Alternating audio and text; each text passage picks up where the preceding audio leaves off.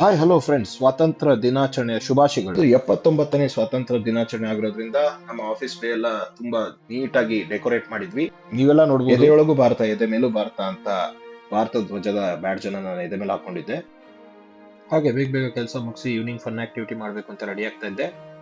ಮಧ್ಯಾಹ್ನ ಲಂಚ್ಗೆ ನಾನು ಸರ್ಪ್ರೈಸ್ ಕಾದಿತ್ತು. ನನ್ನ ಫೇವರೇಟ್ ಕೊಲೀಗ್ ಆದಂತ ರಂಗನಾಥ್ ಜಿ ಅವರು ನನಗೆ ರವೆ ರೊಟ್ಟಿ ತಂದಿದ್ರು.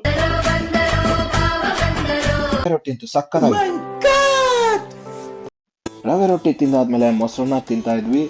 ಆಗ ರಂಗನಾಥ್ ಜಿ ಅವರು ಮೊಸರನ್ನ ತಿಂದ್ಬಿಟ್ಟು ಸೂಪರ್ ಅಂತ ಸಿಹಿ ಕೈ ಅವರ ಸಿಗ್ನೇಚರ್ ಡೈಲಾಗ್ ಹೊಡೆದ್ರು. ಈವ್ನಿಂಗ್ ಫನ್ ಆಕ್ಟಿವಿಟಿ ಏನಿಲ್ವಲ್ಲ, ಇದೇ ನೋಡಿ ಫನ್ ಆಕ್ಟಿವಿಟಿ. ಗೇಮ್ ಮುಂಚೆ 5 ಶೀಟ್ ಇಟ್ಟಿರ್ತೀವಿ, ಅದ್ರ ಮೇಲೆ 10 ಕಪ್ಸ್ ಇಟ್ಟಿರ್ತೀವಿ. So participants left hand use ಮಾಡಿ ಒಂದು ಶೀಟ್ ಇಂದ ಇನ್ನೊಂದು ಶೀಟಿಗೆ 10 ಕಪ್ ನ ಶಿಫ್ಟ್ ಮಾಡಬೇಕು, ಹಾಗೆ ರೊಟೇಟ್ ಮಾಡಬೇಕು. ನೀವು ನೋಡ್ಬೋದು, ತುಂಬಾ ಅದ್ಭುತವಾಗಿ ಆಟ ಆಡಿದ್ರು. ಕೊನೆಗೆ ಯಾರು ವಿನ್ ಆದ್ರು ಅಂತ ನೀವು ನೋಡ್ತಾ ಇದ್ದೀರಾ.